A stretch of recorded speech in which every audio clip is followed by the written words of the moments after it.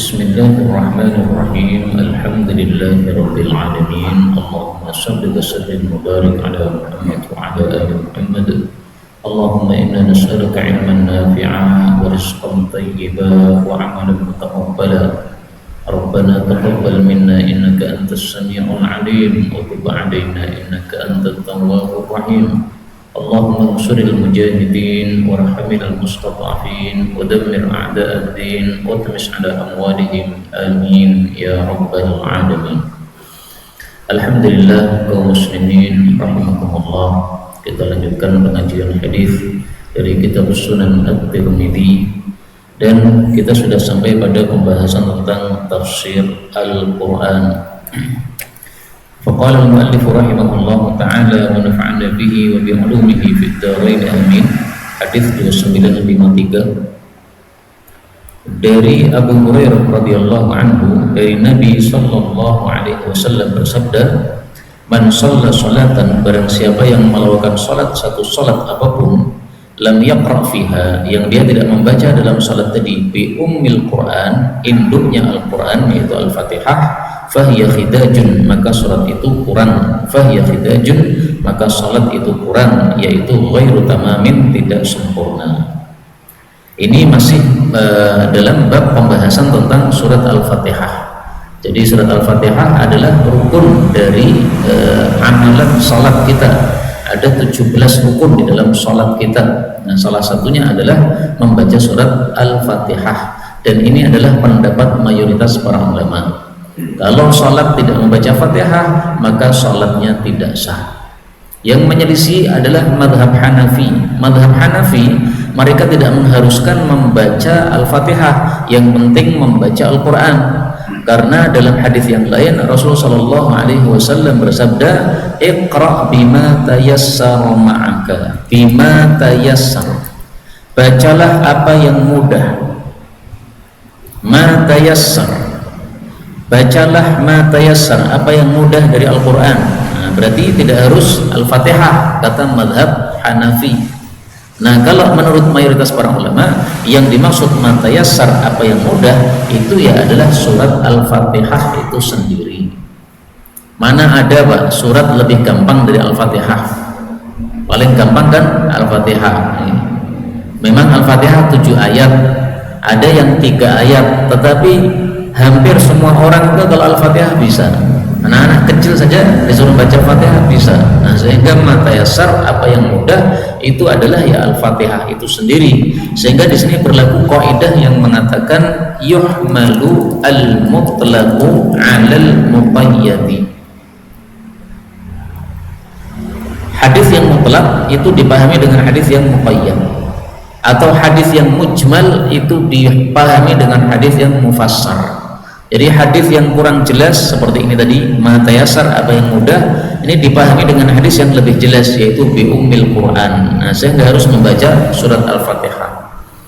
Kemudian surat Al-Fatihah kenapa disebut sebagai ummul Quran, induk Al-Quran?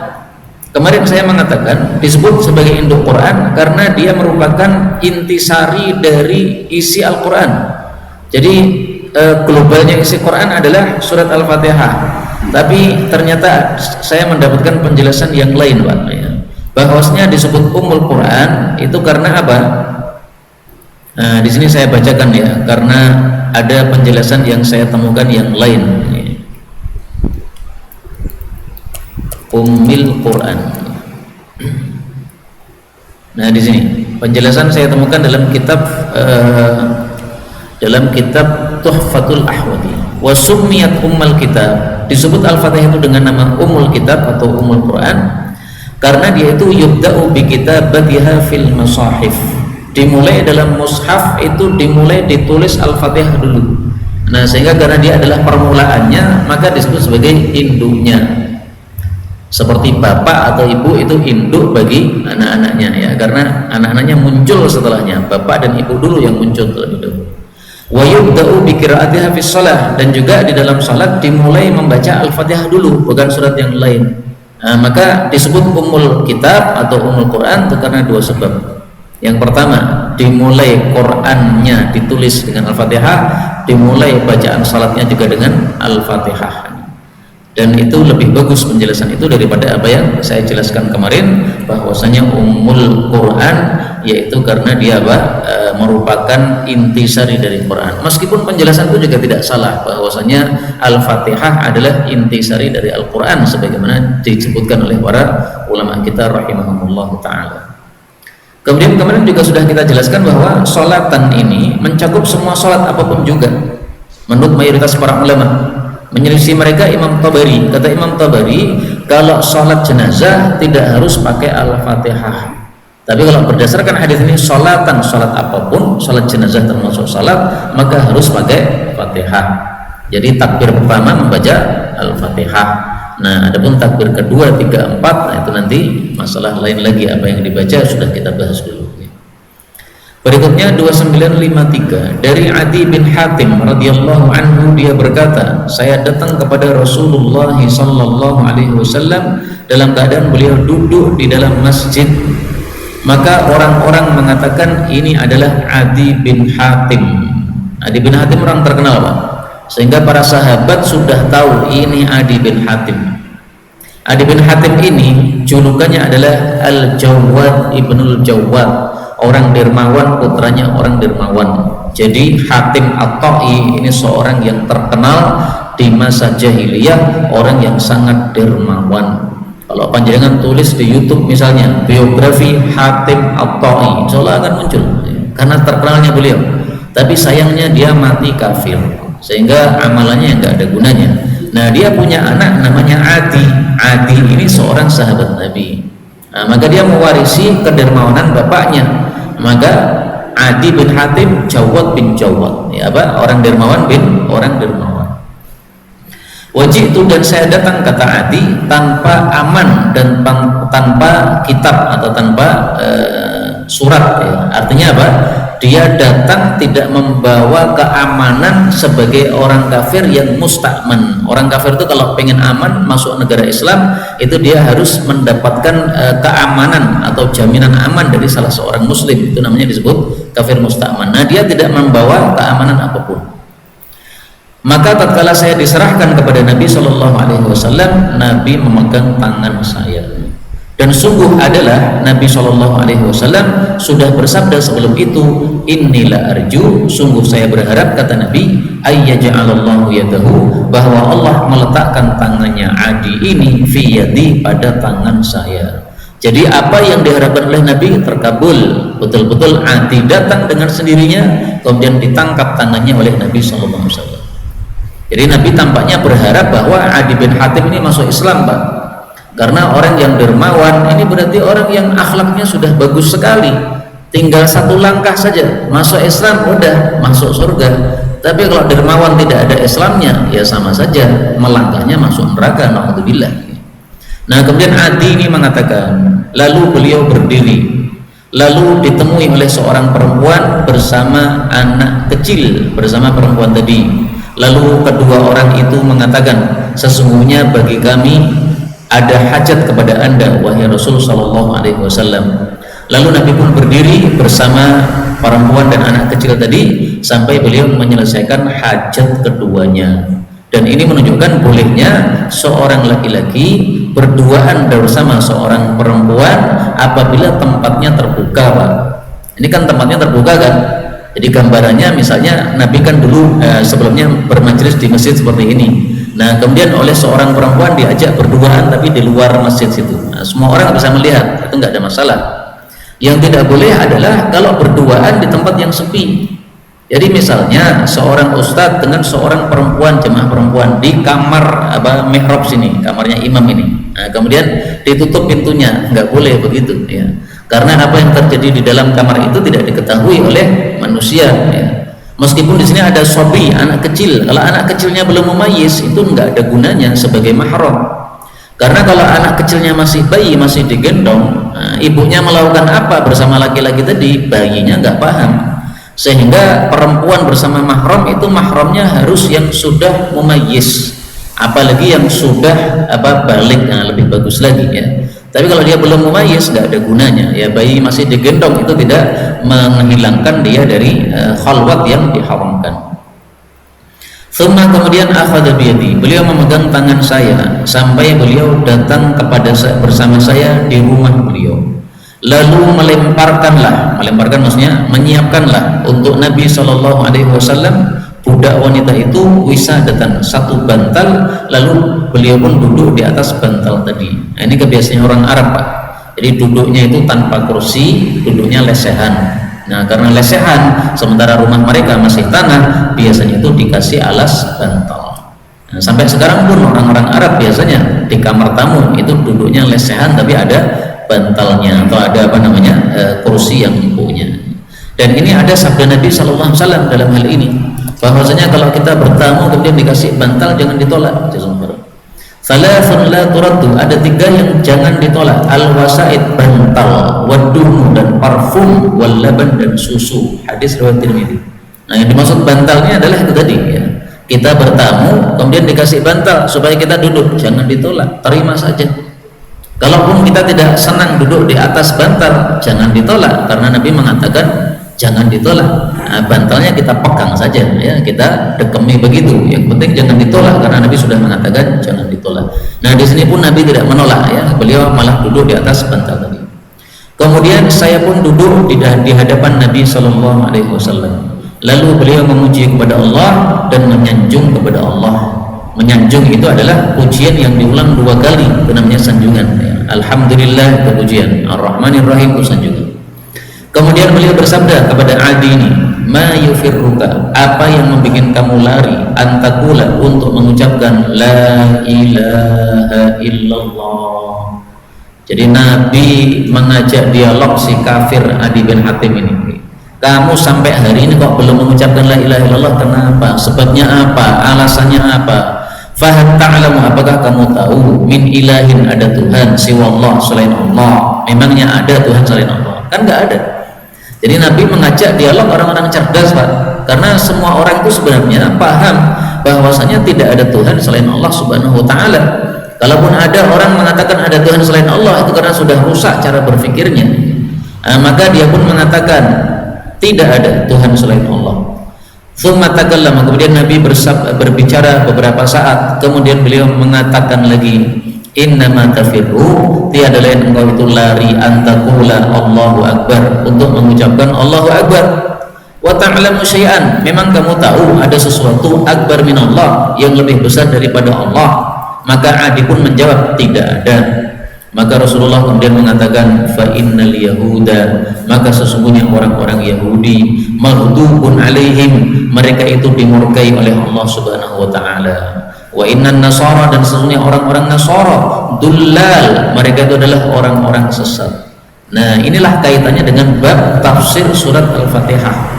Dalam surat Al-Fatihah kita mendapatkan ayat ghairil maghdubi alaihim, siapa mereka? Yahudi. Waladhdallin, siapa mereka? Nasara. Lagunya kok dullal? Nah, dullal sama dengan dolin, sama, Pak. Dullal itu jamak, dolin itu juga jamak, sama-sama jamaknya ya. Maka ini maknanya sama meskipun lafalnya berbeda. Nah, adapun orang Yahudi, kenapa mereka itu dimurkai oleh Allah? Para ulama mengatakan karena mereka tidak mengamalkan ilmunya. Sementara orang-orang Nasrani, kenapa mereka itu sesat? Para ulama mengatakan karena mereka ibadah tanpa ilmu. Karena itu ada ucapan yang sangat bagus diucapkan oleh para ulama ya, bahwasanya man fasada, siapa yang rusak, min ulama'ina, dari kalangan ulama kita, fahuwa syabihul yahud, maka dia itu serupa dengan orang-orang Yahudi, karena dia punya ilmu tapi tidak mengamalkan ilmunya, mirip Yahudi. Wa man fasada, barang siapa yang rusak, min ubadina, dari ahli ibadah kami, fahuwa, maka dia itu syabihu an-nasara, dia menyerupai orang-orang Nasrani. Ini perkataan dari Sufyan bin Uyainah, disebutkan dalam tafsir Ibnu Katsir, tapi kalimatnya tidak seperti ini. Ini saya kalimat ubah sendiri untuk memudahkan pemahaman. Nah, maka orang-orang Nasrani ahli ibadah tapi mereka rusak tanpa ilmu. Karena itu kita jangan ibadah tanpa ilmu, dan kalau sudah punya ilmu mari kita amalkan. Kemudian para ulama juga menjelaskan bahwasanya orang-orang Yahudi dimurkai oleh Allah itu sesuai dengan apa yang disebutkan dalam Al-Quran, faba'u bi ghadabin ala ghadab. Orang-orang Yahudi kembali membawa murka Allah di atas murka. Nah, jadi murkanya banyak dari Allah Subhanahu wa taala. Adapun orang-orang Nasrani, Allah mengatakan qad dallu min qablu wa adallu katsira. Mereka telah sesat sebelumnya dan mereka menyesatkan banyak orang. Nah, berarti sesuai dengan ayat-ayat yang lain bahwasanya Nasrani itulah ad-dallin, bahwasanya Yahudi itulah al-maghdubi alaihim. Jadi tafsirannya selain dari hadis Nabi juga ada dari Al-Qur'an. Dan kemarin sudah saya sampaikan ya, tafsir Quran diambil dari 5 sumber, Pak. Tafsir Quran ambil dari Al-Quran sendiri, karena banyak ayat-ayat yang ditafsiri oleh ayat yang lain. Yang kedua, ambil tafsirannya dari sabda Nabi SAW. Yang ketiga, ambil tafsirannya dari penjelasan para sahabat, karena mereka ngaji tafsir dari Nabi. Yang keempat, ambil tafsirannya dari para tabi'in, karena para tabi'in ngambil tafsir dari sahabat Nabi SAW. Para tabi'in contohnya siapa? Imam Mujahid, Imam Qatadah, Imam Ikrimah, dan yang lain-lain. Terus sumber yang kelima adalah tafsir Quran dari bahasa Arab, karena Quran memang berbahasa Arab. Nah, sehingga apa makna dari satu kata yang kita tidak paham, ambil dari ilmu bahasa Arab, itu nanti akan kita temukan tafsirannya. Kalau yang 4 tadi nggak ketemu ya, kalau yang 4 tadi ketemu ya sudah, dari 4 ini sudah cukup. Kemudian Adi ini mengatakan, fa inni hanifun muslimun, sesungguhnya saya sudah condong kepada agama Islam. Jadi dia datang itu ternyata pengen masuk Islam, Pak. Dia sudah hanifun, sudah condong kepada apa? Kepada agama Islam. Muslimun, saya muslim. Nah, maka orang itu kalau dia mengungkapkan kata-kata yang menunjukkan dia Islam dengan bahasa yang dia bisa, itu diterima, Pak. Dia bisanya mengatakan hanifun muslimun, belum paham bagaimana mengucapkan syahadatain, ya sudah, ini ucapan diterima. Termasuk misalnya zaman dulu Khalid bin Walid ketika mendatangi satu kaum ini mereka mengatakan sobakna, malah dibunuh oleh Khalid. Nah, Nabi mengatakan saya berlepas diri dari perbuatan Khalid. Orang sudah mengatakan sobakna, itu maksudnya dia masuk Islam, tapi dia belum paham cara masuk Islam gimana, ngertinya sobakna. Sobakna itu apa? Kalau bahasa kita ya, saya ikut gabung santri berarti masuk Islam, Pak. Nah, sudah angkat tangan mengatakan gabung santri malah dibunuh. Iya itu. Ya nggak boleh seperti itu. Seperti di sini dia mengatakan saya hanifun muslimun. Udah terima saja. Tinggal nanti cara dia masuk Islam kita ajari. Nah, gini, Pak, kalau memang kamu sudah condong pada Islam, ucapkan syahadatain. Bahkan orang kafir itu tidak semuanya harus mengucapkan syahadatain, Pak. Ada orang kafir yang cukup mengucapkan satu syahadat. Kafir apa itu? Kafir yang dia itu mengakui wahdaniyah Allah Ta'ala. Dia sudah mengakui keesaan Allah Subhanahu wa Ta'ala, tetapi dia belum mengakui Nabi Muhammad Sallallahu Alaihi Wasallam. Nah, kalau belum mengakui Nabi Muhammad Sallallahu Alaihi Wasallam, maka dia disuruh mengucapkan asyhadu anna Muhammadan Rasulullah. Udah selesai Islam. Padahal dia belum mengucapkan asyhadu an la ilaha illallah. Kenapa? Karena sebelumnya sudah mengakui keesaan Allah. Ada nggak orang kafir yang mengakui keesaan Allah? Ya mungkin ada, karena para ulama menjelaskan seperti itu. Kalau ada orang kafir yang sudah mengakui keesaan Allah Subhanahu wa Ta'ala. Kalau dia itu adalah kafir yang wasani. Wasani itu penyembah berhala. Nah, maka kalau dia mengucapkan la ilaha illallah, itu sudah muslim, meskipun dia belum mengucapkan wa asyhadu anna Muhammadan Rasulullah. Karena kalau dia nyembah berhala, berarti dia nggak punya nabi, Pak. Artinya dia tidak mengikuti nabi siapapun juga. Berbeda dengan Yahudi, katanya kan mengikuti Nabi Musa, kata mereka. Kemudian Nasrani, kata mereka kan mengikuti Isa. Nah, jadi mereka masih punya apa? Sandaran nabi-nabi yang ada zaman dulu. Tapi kalau wasani ini dia tidak punya sandaran nabi apapun. Sehingga kalau dia mengucapkan la ilaha illallah, udah cukup. Baru setelah itu kita ajari bagaimana cara mengucapkan syahadatain kalau dia mau mengucapkan syahadatain. Tapi dengan ucapan la ilaha illallah difatwakan oleh para ulama sudah cukup sebagai muslim karena dia asalnya adalah orang yang menyembah berhala. Kemudian Adi mengatakan, saya melihat wajah Nabi Shallallahu Alaihi Wasallam tabassata, cerah, farahan, karena gembira. Jadi Nabi itu kalau ada orang masuk Islam wajahnya langsung cerah, gembira, senang karena apa? Orang ini selamat dari api neraka. Dan Nabi Shallallahu Alaihi Wasallam kalau gembira, bagaimana wajahnya? Karena adalah Nabi idza surra, apabila gembira, istana wajhu, wajahnya bersinar, ka'annahu qit'atu qamar, seolah-olah wajahnya sepotong bulan yang bersinar-sinar. Kita jadi rindu pengen melihat wajah Nabi Muhammad SAW. Mudah-mudahan semua kita bisa ketemu beliau di dalam surga, amin ya rabbal alamin. Ini hadis muttafaqun alaih. Qala thumma, kemudian amarobi, beliau memerintahkan terhadap saya, lalu saya disuruh singgah pada seorang laki-laki dari kalangan Ansar. Kemudian aku berbuat mendatangi Nabi Sallallahu Alaihi Wasallam, yaitu saya mendatangi beliau pada dua ujung siang. Dua ujung siang berarti pagi sama sore. Jadi pagi ngaji sama Nabi pada subuh, sore ngaji sama Nabi pada asar. Itu yang dimaksud tarafain nahar, pagi sore. Pagi sore memang Nabi biasanya itu ada kajian, Pak. Kalau pada subuh biasanya beliau di dalam masjid, beliau tidak keluar sampai syuruk, sampai terbit matahari, dan itu rutin setiap hari beliau.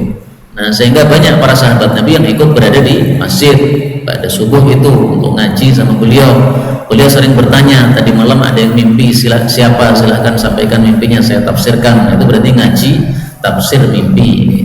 Pada asar kadang-kadang beliau itu bersama para sahabat, kadang-kadang juga atau seringnya beliau itu berputar pada istri-istri beliau Sallallahu Alaihi Wasallam. Fabainama, tatkala saya di hadapan Nabi pada satu sore, tiba-tiba datang kepada beliau suatu kaum dengan baju-baju dari wol, dari nimar. Nimar itu adalah baju yang coraknya garis-garis, lorek-lorek. Dari kata-kata namir, namir artinya macan. Nah, disebut nimar karena bajunya bergaris-garis, coraknya seperti kulit macan. Dan ini biasanya bajunya orang-orang miskin, orang-orang Arab Badui. Kemudian dia mengatakan, lalu beliau salat, lalu beliau berdiri maksudnya ceramah, lalu beliau itu menghasung terhadap mereka, maksudnya menghasung para sahabat untuk bersedekah kepada orang-orang ini tadi, orang-orang yang miskin-miskin ini tadi. Ini tampaknya habis sholat asar nih, Pak. Kemudian beliau berkata, walau sa'un, meskipun sedekah hanya satu sa'. Satu sa' itu adalah 2,4 kilo. Meskipun hanya separuh sa', meskipun hanya segenggam. Nah, kalau sekarang segenggam beras. Nah, dan ini saya jadi teringat, Pak, di Masjid Jogokaryan itu ada beras kas masjid. Setiap jamaah yang datang ke masjid disuruh membawa satu genggam beras. Nah, akhirnya karena setiap hari ke masjid bawa satu genggam beras, akhirnya numpuk beras banyak, sehingga jamaah-jamaah yang kurang beras di rumahnya itu dipersilahkan ngambil beras dengan catatan-catatan tertentu, ya, sehingga rapi sekali mereka, bagus sekali. Itu adalah salah satu yang diambil dari hadis ini. Ayo silahkan, mau sedekah silahkan bawa beras ke masjid. Walau bi ba'di qabdah, meskipun dengan sebagian genggaman, ya, sak jimpitan. Yaqi ahadukum, bisa menjaga salah satu kalian itu wajhahu, wajahnya, har jahannam, dari panasnya neraka jahannam, awin nar, atau neraka. Jadi sedekah itu bisa menjaga kita dari api neraka. Sebagaimana sabda Nabi yang lain, ya, bisyikti tamrah, beliau mengatakan ittaqun nar, waspadailah dari api neraka, jagalah dirimu dari api neraka, walau bisyikti tamrah, meskipun sedekah dengan separuh kurma. Ini hadis riwayat muttafaqun alaih dari Adi bin Hatim, sama, ya, jadi sama dengan hadis ini tadi, hanya lafalnya berbeda. Walau tamrah, meskipun dengan kurma, walau bisyikki tamrah, meskipun dengan separuh kurma.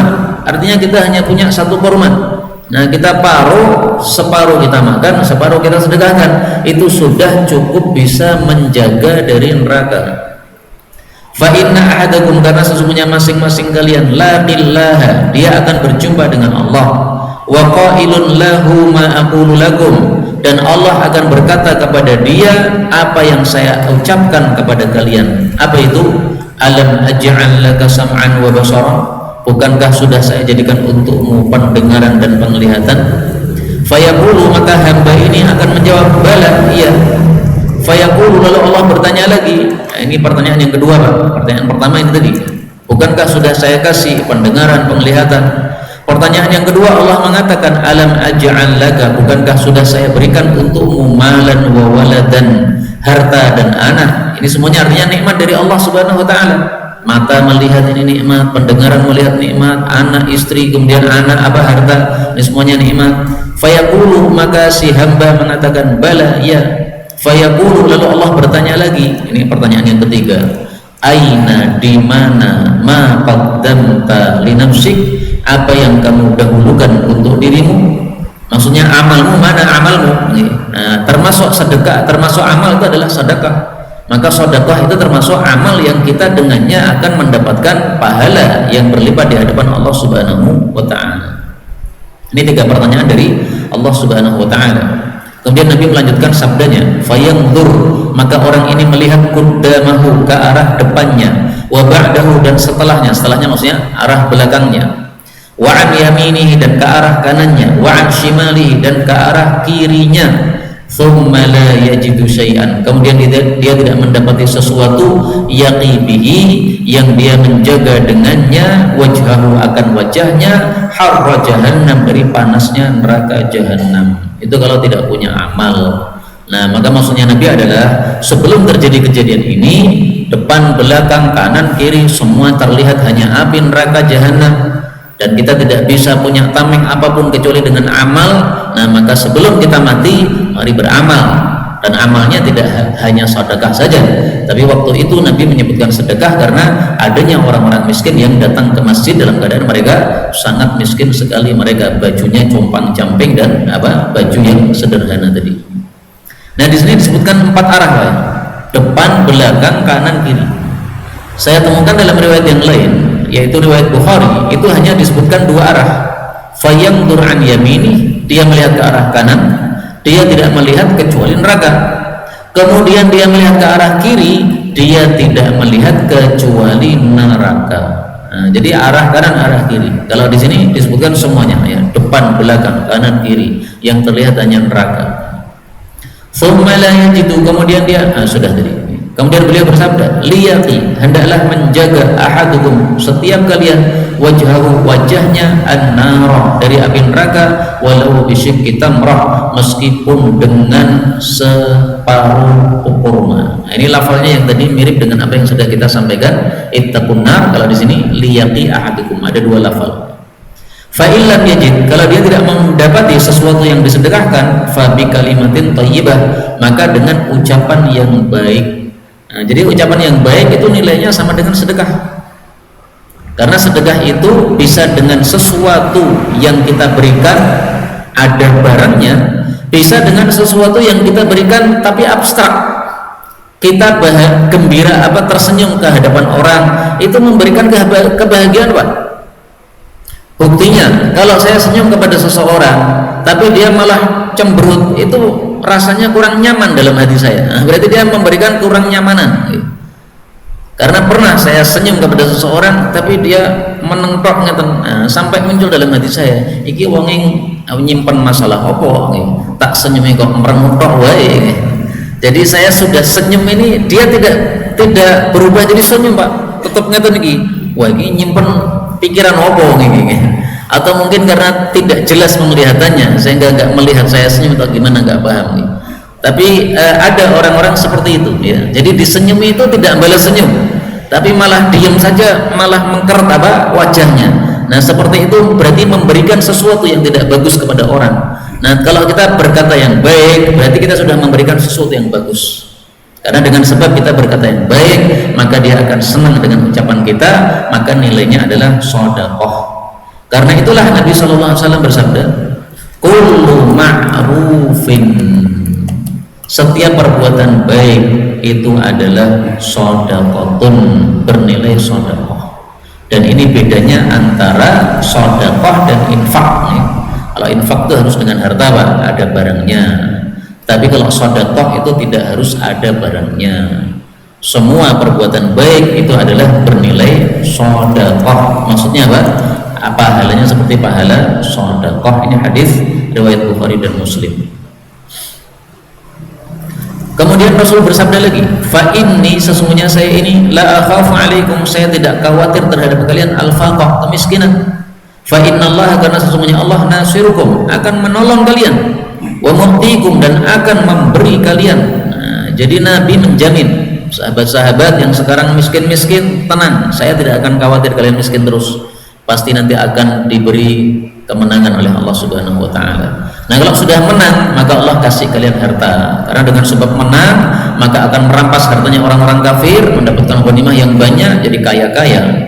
Hatta, sehingga tasiro, berjalanlah al-dha'inah, seorang perempuan, fima baina Yathrib, antara Madinah wal Hirah, sampai ke Hirah, jaraknya jauh sekali. Au aktsar, atau lebih jauh daripada itu. Ma yakhafu, dia tidak khawatir, ma yukhafu ala matiyatiha, tidaklah dikhawatirkan terhadap matiyatiha, kendaraannya, as-sarabu, pencurian. Jadi apa? Dia tidak khawatir lagi adanya pencuri, perampok, penyamun. Padahal zaman dulu setiap ada orang yang lewat di Hirah, melewati orang-orang yang tinggal di situ, pasti akan dicegat oleh mereka. Karena kebiasaan mereka merampok setiap orang yang lewat di situ tanpa adanya jaminan keamanan dari salah satu mereka. Nah, tapi ketika sudah menjadi aman, negara Islam ini sudah menyebar kemana-mana, sudah kaya umat Islam, sehingga sampai perempuan pun berjalan sendirian, itu dia tidak khawatir adanya perampok sama sekali. Dan saya sisipi di sini dari hadis inilah sebagian ulama kemudian berpendapat perempuan bersafar tanpa mahram kalau aman maka boleh. Tapi pendapat ini lemah, Pak. Kenapa? Karena di sini Nabi hanya menyebutkan tentang keamanan yang terjadi pada saat itu. Beliau bukan sedang menyebutkan tentang hukum. Beda tak, Pak? Kalau beliau sedang menyebutkan tentang hukum, lain lagi. Ini beliau tidak dalam rangka menyebutkan hukumnya perempuan berjalan boleh kalau sendirian yang penting aman, enggak begitu. Kalau beliau bicara hukum itu masalah lain lagi yang kita dapatkan dalam hadis yang lain. Beliau mengatakan la tusafiri imra'atun, tidak boleh seorang perempuan bersafar illa ma'adhi mahram, kecuali bersama mahramnya. Nah, kalau ini kan jelas ini aturan, bukan seperti tadi. Ini hanya cerita saja. Nah, sehingga kalau ada hadis yang jelas, yaitu yang berisi aturan, dengan hadis yang tidak jelas karena dia hanya berisi cerita, maka kita dahulukan yang jelas. Jadi ada istilahnya tartibul adillah, ya. Jadi dalil-dalil itu kan bertingkat-tingkat. Nah, mana yang kita dahulukan? Kalau ada yang jelas dengan yang kurang jelas, kita dahulukan yang jelas. Itu namanya tartibul adillah. Nah, kemudian Adi mengatakan, faja'altu, maka saya pun berbuat, ngomong dalam hati saya, di mana lusu Tayy, maling-maling atau perampok-perampoknya suku Tayy. Nah, suku Tayy itu teman-teman dia, Pak. Teman-teman dia suku Tayy itu sudah terkenal. Siapapun yang lewat di negara mereka, kalau tidak membawa jaminan keamanan dari salah satu mereka, pasti dirampok oleh mereka. Nah, sehingga dia bertanya dalam hati, loh, terus maling-maling di kampung saya sudah pergi kemana? Nah, sudah masuk Islam semua, karena mereka sudah mendapatkan hidayah dari Allah Subhanahu wa taala, akhirnya sudah masuk Islam, umat Islam kemudian kaya-kaya. Nah, kata Nabi SAW, saya tidak khawatir terhadap kalian akan kemiskinan.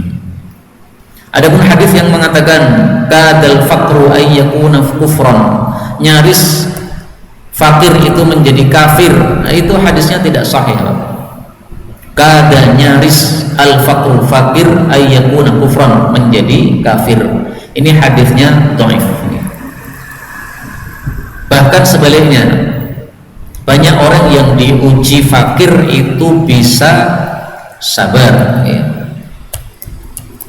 Kalau kemudian diuji kaya tidak bisa sabar ya. Seperti Qarun diuji kaya tidak sabar, akhirnya malah kafir. Kalaupun hadis ini sahih, kalaupun ya, ini hanya kadar, nyaris. Jadi bukan fakir penyebab kafir, bukan. Nyaris kan berarti belum, Pak. Tadi saya nyaris ketabrak, berarti belum ketabrak. Nyaris fakir menyebabkan kafir, berarti enggak menyebabkan kafir, karena nyaris saja. Ya memang ada orang-orang gara-gara fakir kemudian jadi kafir, diiming-imingi mie katanya dulu, ya. Diiming-imingi duit, ya. Terus disuruh masuk gereja, akhirnya masuk gereja, ada memang ya, tapi kan tidak mayoritas seperti itu kan. Ya. Kalau orang sudah punya Islam yang paham betul Islamnya, tidak akan mau diiming-imingi seperti itu.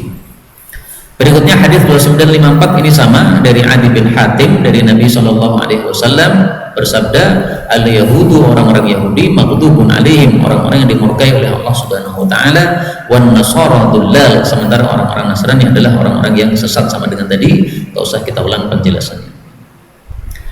Hanya saja di sini ada satu tambahan yang perlu kita garis bawahi. Di dalam surat Al-Fatihah Allah mengatakan siratal ladzina an'amta 'alaihim ghairil maghdubi 'alaihim. Jalannya orang-orang yang engkau beri nikmat, bukan jalannya orang-orang yang dimurkai. Yang memurkai siapa? Ya Allah. Tapi kalimatnya di sini bukan ghairil ladzina ghadibta, bukan orang-orang yang Anda murkai wahai Allah. Ketika disebutkan nikmat, kita nisbatkan kepada Allah, an'amta, engkau ya Allah berikan nikmat. Tapi ketika kita sebutkan kemarahan dan kesesatan, kita tidak katakan engkau marahi dan engkau sesatkan, enggak begitu. Nah, maka pelajaran apa yang dapat kita ambil dari sini ya? Pelajaran yang dapat diambil dari sini adalah sebagaimana disebutkan dalam hadis yang sahih, wasyarru laisa ilaih, keburukan itu tidak dinisbatkan kepada Allah Subhanahu wa ta'ala. Kalau kebaikan mari kita nisbatkan kepada Allah. Wal khairu, dan kebaikan itu kulluhu fi yadaika, semuanya di tanganmu ya Allah. Wasyarru laisa ilaika, adapun keburukan itu tidak dinisbatkan kepada engkau ya Allah Subhanahu wa ta'ala. Nah, maka kita harus beradab kepada Allah, Pak. Jangan menisbatkan keburukan-keburukan kepada Allah Subhanahu wa ta'ala ya. Misalnya ketika terjadi bencana kemarin di Aceh, Sumatera ya, jangan kita mengatakan wahai Allah pencipta banjir yang membinasakan orang banyak, jangan begitu ya. Itu kurang sopan sama Allah Subhanahu wa ta'ala. Tapi kita cukup menyebutkan apa?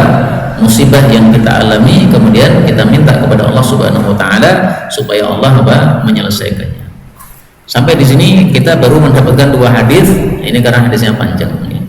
Sudah selesai tafsir tentang surat Al-Fatihah, kita masuk tafsir yang berikutnya, bab yang baru, wa min suratil Baqarah, tentang surat Al-Baqarah.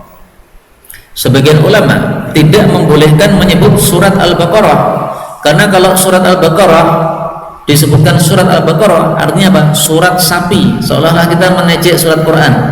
Terus mereka menambahi surah allati tuzkaru fihal Baqarah, surat yang disebutkan padanya tentang sapi. Tapi ini hanya pendapat sebagian kecil ulama. Mayoritas ulama membolehkan mengatakan surat Baqarah, nggak apa-apa. Surat kafirin, nggak apa-apa. Memang disebutkan di situ orang-orang kafir. Surat munafikun, nggak apa-apa. Jadi ini bukan sesuatu yang dilarang ya. Maka Imam Tirmidzi pun menulis judul bab surat Al-Baqarah, nggak apa-apa ya. Yang penting dalam hati tidak ada niatan untuk mengejek surat Quran. 2955 dari Abu Musa Al-Asy'ari radhiyallahu anhu, dia berkata Rasulullah sallallahu alaihi wasallam bersabda, innallaha ta'ala, sebenarnya Allah ta'ala khalaqa Adam, menciptakan Nabi Adam min qabdatin, dari satu genggaman, qabadaha, yang Allah menggenggamnya, min jami'il ardi, dari seluruh bumi. Faja'a, maka datanglah, lahirlah Banu Adam, anak-anaknya Nabi Adam, ala qadril ardi, sesuai kadar bumi. Maksudnya gimana? Faja'a minhum, datang di antara mereka al-ahmar, ada yang kulitnya merah seperti orang-orang Arab ya. Kalau orang Arab putih ya. tapi ini merah. Wal abyad dan putih, wal aswad dan hitam, wa baina dzalik dan di antara itu. Nah, seperti kita orang Indonesia itu di antara itu. Merah tidak, putih tidak, hitam tidak. Nah, berarti di antara itu. Jadi warnanya bermacam-macam. Kenapa? Karena tanahnya Nabi Adam bermacam-macam. Wasahlu, ada yang mudah, wal haznu, ada yang susah. Maksudnya watak manusia itu ada yang susah, ada yang mudah, ada yang gampangan, ada yang susahan. Seperti sebagian tetangga itu ada yang parkir motor tuh sak karepe dhewe, Pak. Parkir motor itu tidak minggir mepet tembok ini, tapi malah malang begitu.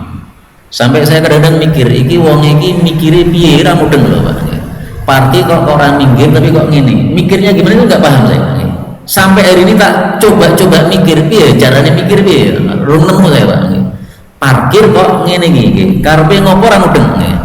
Kecuali kalau memang dia sengaja pengen mengganggu tetangga yang lain, ken tonggo-tonggo ken kabeh susah kabeh. Nah, dia parkir begitu wajar.